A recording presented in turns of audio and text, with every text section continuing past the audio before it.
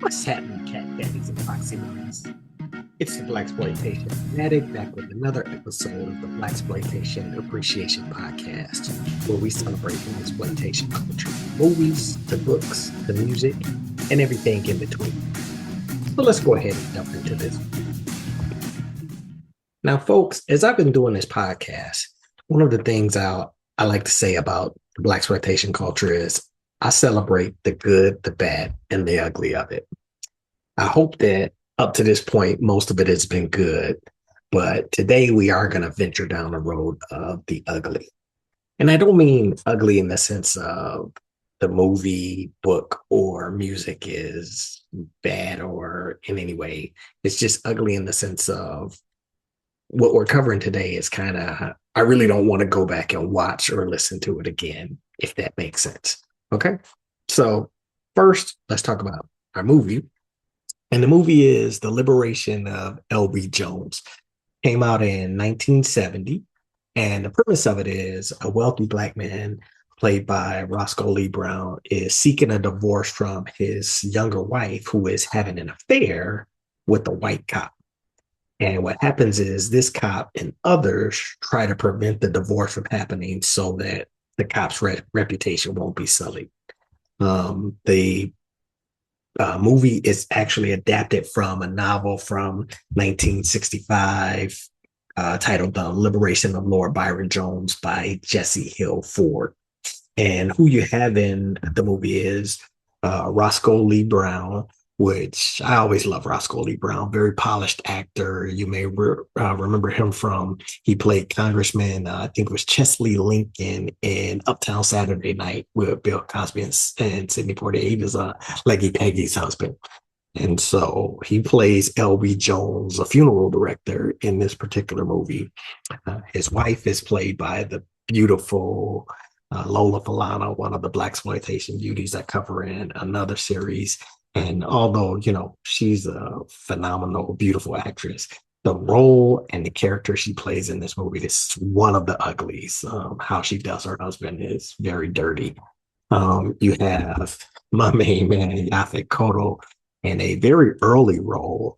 You can look at him and see how young he looks there, but he plays a character called Sonny Boy Mosby. And then those were kind of like the major black stars in the movie.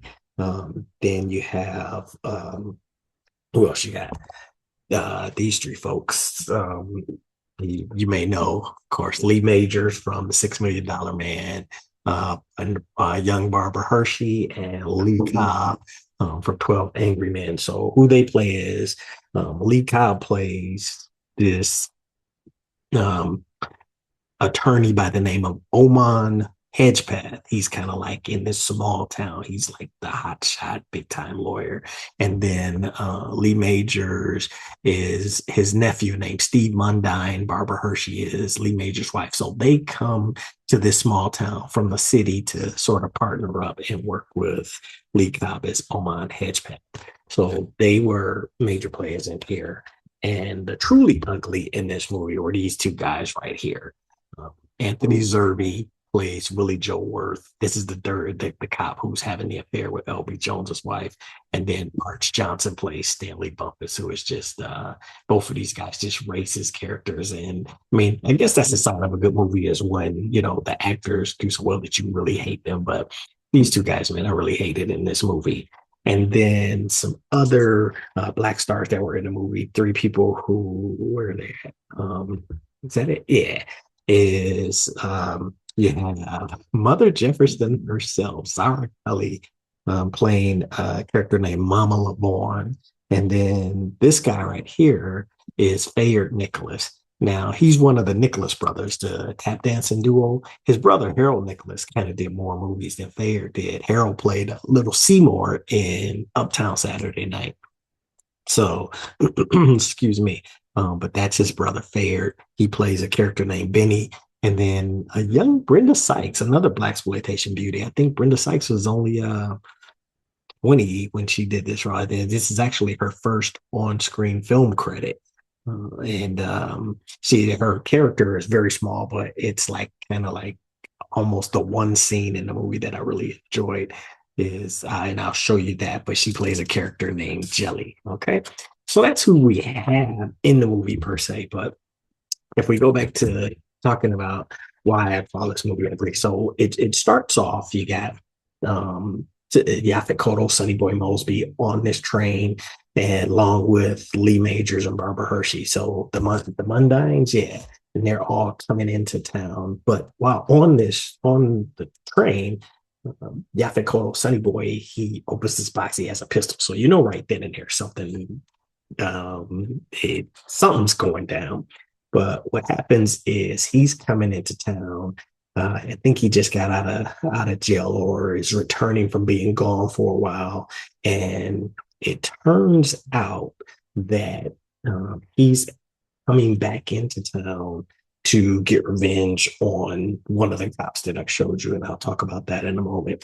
Now, Roscoe Lee Brown, where's Roscoe? As LB Jones, he goes to Lee Cobb, Oman Hedgepath, saying that he wants the divorce from his younger wife on the grounds of adultery.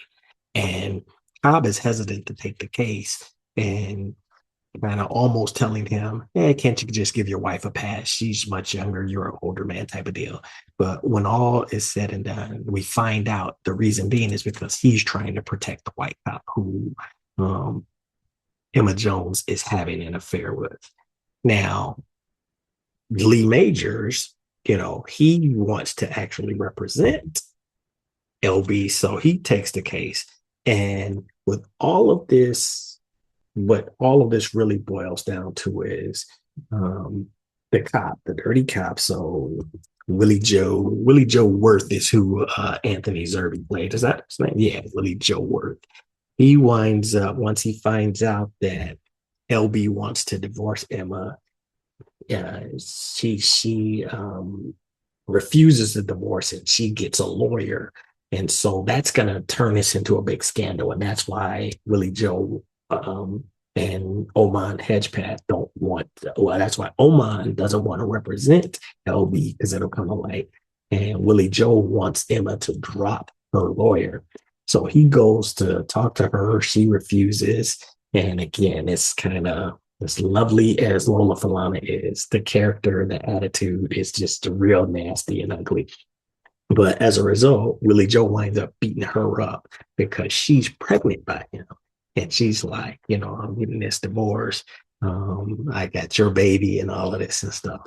And so, with all of this going on, um, and what also happens is some other racist stuff that Willie Joe Worth uses. He abuses his power to assault another sister whose husband they had arrested, and she wants to get her husband out. So he does some shisty, trifling stuff there.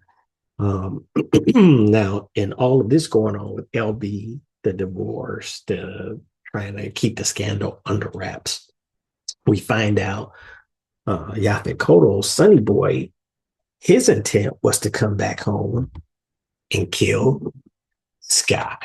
Arch Johnson played, what was his character? Stanley Bumpus, Officer Stanley Bumpus, because we find out that when Sonny Boy was younger, Bumpus abused him, beat him up. And so he's coming back to get his revenge.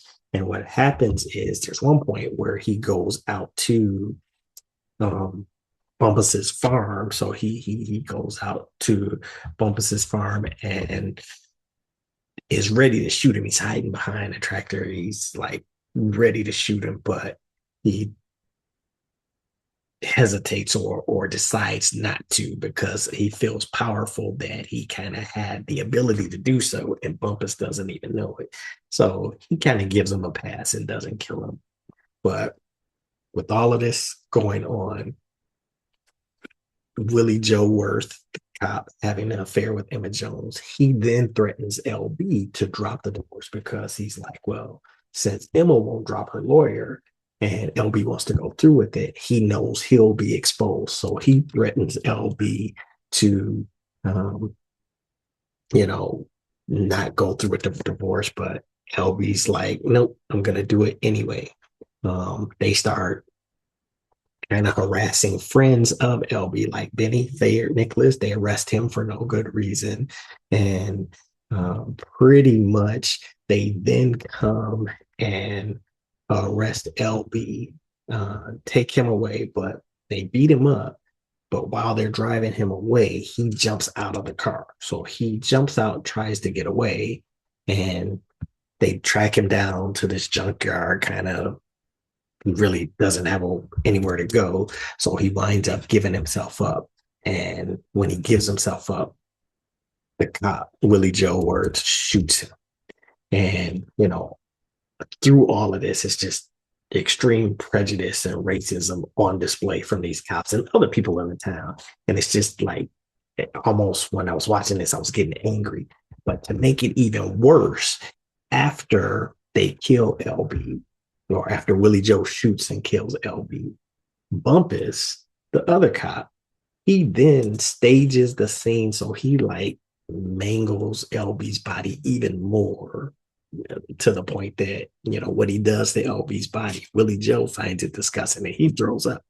But with that being said, he's staging the scene to try to make it seem like another black person killed him. He even makes a racist remark like, something to the extent of, yeah, it'll just look like a niggers killing niggers or something like that. But nevertheless, with all of this said and done, Sonny Boy, so Yaphet Kotto and Mama Lavorne, Zara Cully, they come and retrieve LB's body, and it's just a really sad scene. And that sets Sonny Boy off. Talk about that in a minute. But as a result,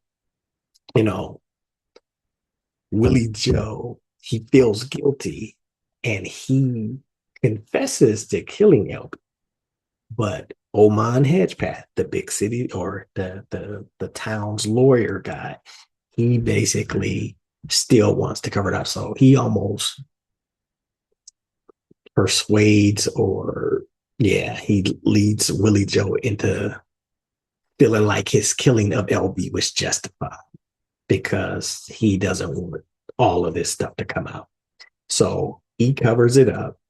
And as a result of this, basically, Willie Joe gets away with murder. Now, as far as Bumpus, the other cop, because Sonny Boy is so enraged by the killing of LB, he does go back and kill Bumpus. He gets his revenge from the assault on him when he was younger.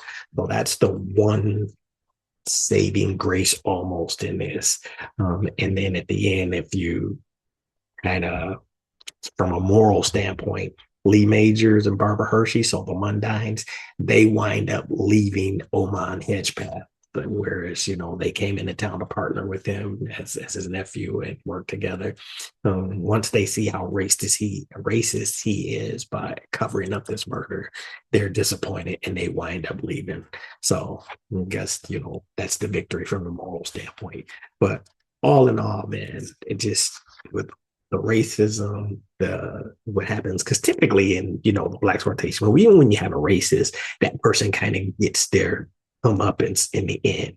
And for Willie Joe Work to get away with it, it was just very angering and frustrating for me. So this is what I mean when I say this is kind of the ugly. It's a very good movie, don't get me wrong. I think everybody, especially Blaxploitation, you should watch it at least once. But this is one of those that I probably will not, unless forced.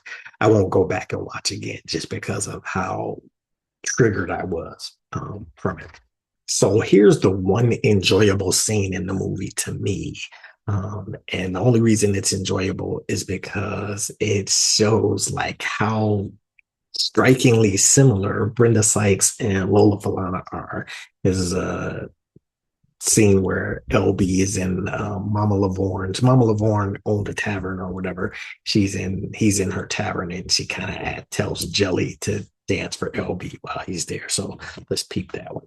Jelly dance for Mr. Jones. Show him how good you can dance. Jelly dance is real good, Mr. Jones.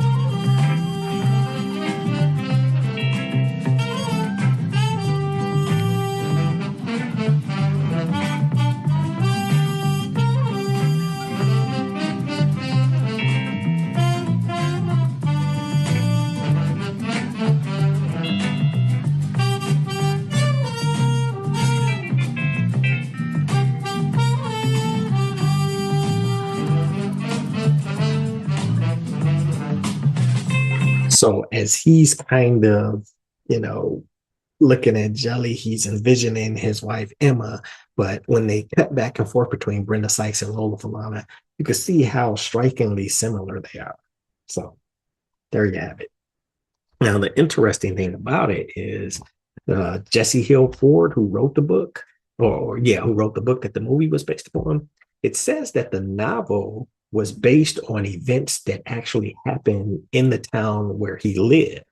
And after he wrote the book, supposedly, what happened is, he was verbally attacked for writing about events that occurred in his town. So for putting the racism from his town on display. So that's pretty interesting.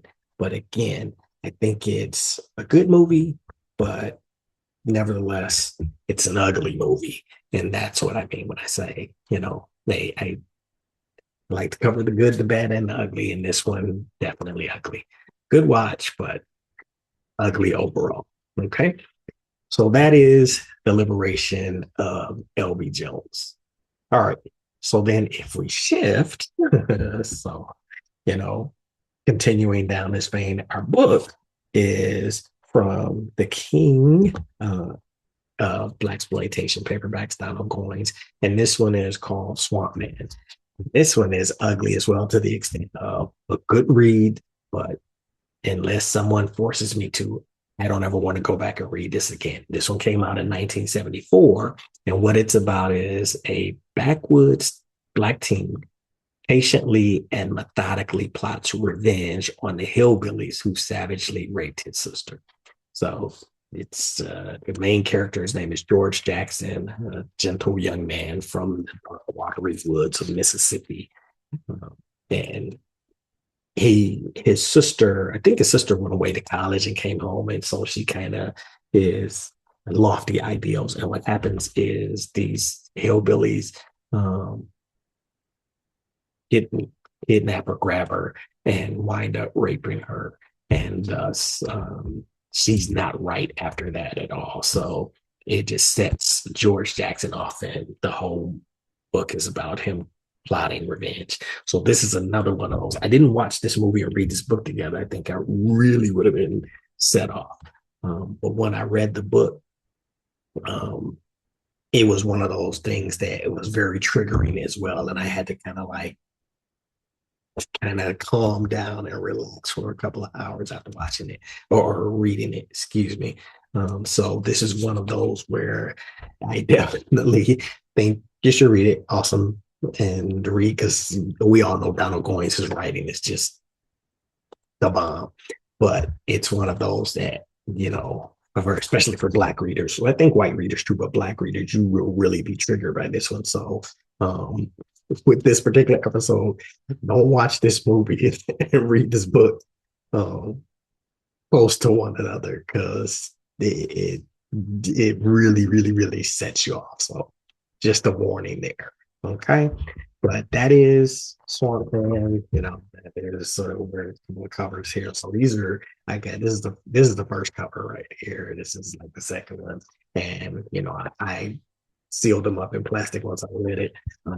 Hopefully I never have to take that plastic off again, because this is one that I probably won't be going back to reread at all. And then later covers, that's one of the later covers. And then most recent, the graphic novel kind of, or more of a graphic novel-esque cover, I guess you could say.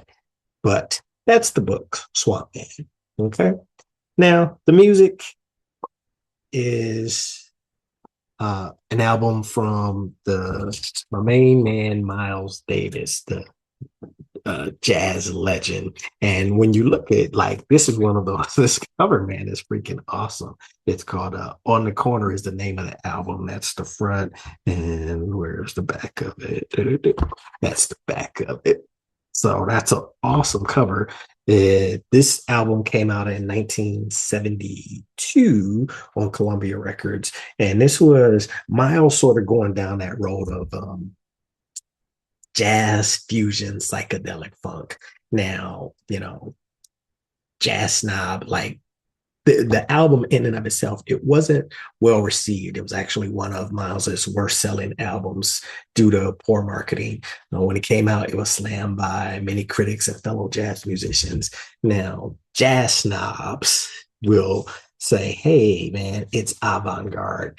And I, you know, for me, I didn't enjoy it. This was kind of a tough listen for me. So this is what I mean when I say it was ugly, because I know Miles for much cooler stuff.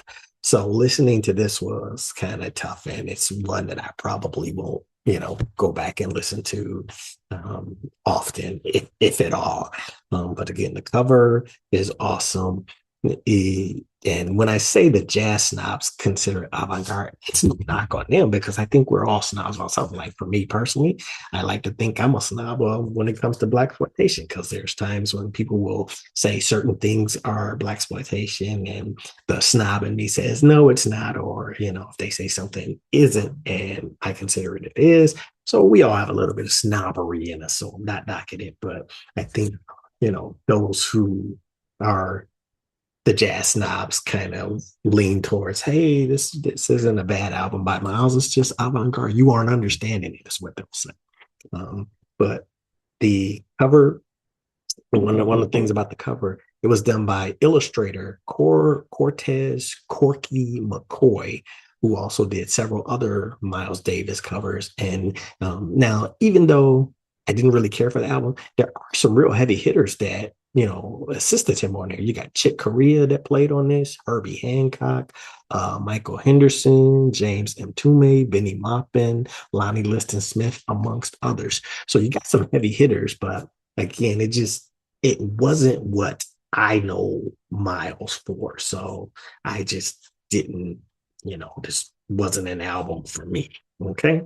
So that's kind of the ugly of this particular episode. And before I get out of here, let's talk about our Blaxploit Me entry. So the Blaxploit Me entry for this episode is what I did. This is book cover, a rare find, and to me, not one of the better ones. So if the theme of this particular episode, if I call this the ugly episode, I kind of consider this one kind of ugly too. I was just kind of playing around with some of the choices on there with like voodoo and stuff, and it just there's much better ones I've done. But again, if you want to do your own Blaxploitation movie poster or book cover, just go to blaxploitme.com and you can do one.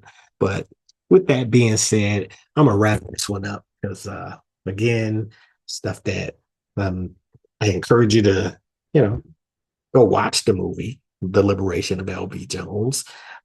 Definitely read the book, Swamp Man by Donald Goines, and listen to the album On the Corner by Miles Davis. Do all of those things at least once. But again, if you're like me, you'll say, all right, I did it, but not something that I'll go back to. So that's what I'm going to leave you with this week, Foxy Mamas and Cat Daddies. And I'd like to say this. If you're enjoying these episodes, tell a friend, If you're not enjoying these episodes, tell an enemy. Either way, we make out. All right. So I'm going to leave y'all with that one, and I will catch you on the flip side. Peace.